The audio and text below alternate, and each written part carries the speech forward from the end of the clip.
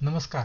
आपण आज बघणार आहोत रॉयल ऑब्झर्वेटरी ग्रीनिच, ज्याची स्थापना 1675 मध्ये झाली. म्हणजे सुमारे 350 वर्ष 2026 मध्ये याला पूर्ण होत आहेत. ही रॉयल ऑब्झर्वेटरी ग्रीनिचचं महत्त्व असं आहे की इथून 0° रेखावृत्त प्रमाणित केलेलं आहे. इथून ते जातं आणि याच्या आधारावर जगातील अन्य देशांच्या रेखावृत्ताचा विचार केला जातो. इथूनच जागतिक वेळ सुरू होते. ज्यावेळेस आपण म्हणतो की भारत हा जागतिक वेळेपेक्षा 5.5 तास पुढे आहे, तर ती जी जागतिक वेळ आहे ती ह्या ठिकाणी ह्या ग्रीनिविचमध्ये जी वाजलेली असते त्याच्यापेक्षा आपल्या भारताची वेळ ही 5.5 तास प्लस आहे, जास्तीची आहे. तर हे जे नकाशामध्ये आपण वेगवेगळे रेखावृत्त बघतो त्यातलं 0° रेखावृत्त या ठिकाणाहून जातं. इथे आपण ते पुढे बघणार आहोत.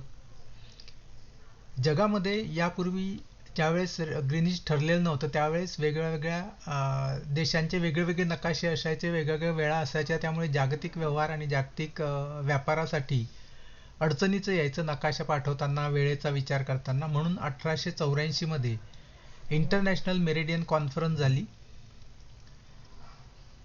वॉशिंग्टनमध्ये झाली आणि त्यात 25 देशातील शास्त्रज्ञांनी सहभाग घेतला.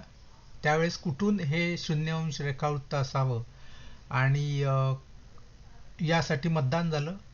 त्यावेळेस ग्रीनिचला सर्वात जास्त मतं मिळाली आणि पॅरिस आणि जेरुसलेमला कमी मतं मिळाली. त्यामुळे ग्रीनिच इथून ही 0° रेखावृत्ताची अर्थात प्राईम मेरिडियनची सुरुवात इथून होईल हे ठरलं. त्याच वेळेस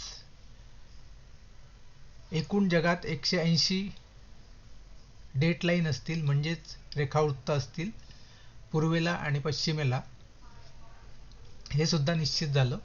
म्हणून आता जे आपण रेखावृत्त, अक्षवृत्त जे बघतो आहोत हे सर्व या 1884च्या कॉन्फरन्समध्ये ठरलं आणि त्याप्रमाणे जागतिक नकाशे तयार झालेत.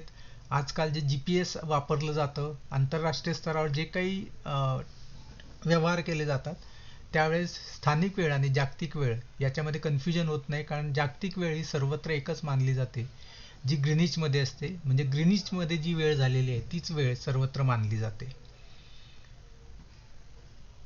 इथून आपल्याला ही जागतिक वेळ दाखवणारी घड्याळ दिसतंय आणि ही आतमध्ये जी आपण लाईन बघतो आहोत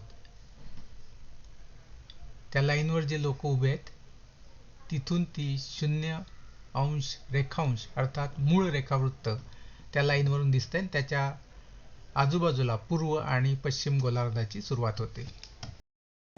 आपण जे मागे बघतो आहोत ती आहे ग्रीनिच रॉयल ऑब्झर्वेटरी. यात युनिव्हर्सल टाईम काय तो आता आपल्याला तिथे घड्याळामध्ये दिसत आहे. लोकल टाईम तिथला असतो. तो ग्रीनिच टाईम जो आहे जिथून भारताचा आपला जो टाईम आहे तो 5.5 तास प्लस आहे, म्हणजे आधी आहे. तो 0 जो आहे तो आपण इथून मोजत असतो. तर ही आहे रॉयल ऑब्झर्वेटरी ग्रीनिच. ऑब्झर्वेटरीच्या आतमध्ये जायला सुमारे 3000 रुपये फी आहे आणि 10 ते 5 वेळ आहे. बाहेर मात्र जे आजूबाजूचा परिसर आहे त्याला आपण मोफत भेट देऊ शकतो, कारण की ते पार्क सुद्धा आहे, बरेचसे नागरिक दिसतात. इथे आत जायचं असेल तर मात्र 3000च्या आसपास आहे, जिथून ही प्रत्यक्षात आपल्याला मूळ रेखावृत्त बघता येईल. या परिसरात काही ऐतिहासिक पुतळे आहेत काही महत्त्वाच्या दृष्टीने. ही ऑब्झर्वेटरी, इथे एक टेलिस्कोप आहे मोठा, जगातला एक प्राचीन टेलिस्कोप पैकी एक आहे आणि इथून लंडन शहराचं अतिशय सुंदर दृश्य दिसतं. लंडनमधील जेवढ्या कोण उंच इमारती त्या सर्व इथून आपल्याला बघायला मिळतात. छोटे कॅन्टीन म्हणू, रेस्टॉरंट म्हणू, ते सुद्धा इथे आहे. सोव्हेनियर मिळतात. असा छान परिसर आहे. स्थानिक नागरिकांमध्ये सायकलिंगसाठी, फिरायला येण्यासाठी खूप लोकप्रिय असा हा परिसर आहे. हे जे डॉट्सची आपण लाईन बघत आहोत ही आहे 0° रेडियन. इथे जर बघितलं तर इथेच मागे रॉयल ऑब्झर्वेटरी आहे. तिथून ही लाईन ग्रीनिच शहरामधून आपल्याला ठिकठिकाणी जाताना दिसते. ती दाखवते की हा इकडच्या बाजूला हा आता पूर्व गोलार्ध आहे आणि इकडच्या बाजूला हा पश्चिम गोलार्ध आहे, ज्याला आपण हा वेस्टर्न हेमिस्फिअर आणि हा ईस्टर्न हेमिस्फिअर असे 2 हेमिस्फिअर या लाईनने डिवायडेड होतात. आता मी असा उभं राहिलो तर आता मी दोन्ही हेमिस्फिअरमध्ये उभा आहे. इकडे पश्चिम गोलार्ध आहे आणि इकडे पूर्व गोलार्ध आहे. हा 0° रेखावृत्त अर्थात 0 मेरिडियन ही ग्रीनिच शहरातून आपल्याला अशी जाताना दिसते. ठिकठिकाणी आपल्याला ही शहरातून लाईन गेलेली दिसते.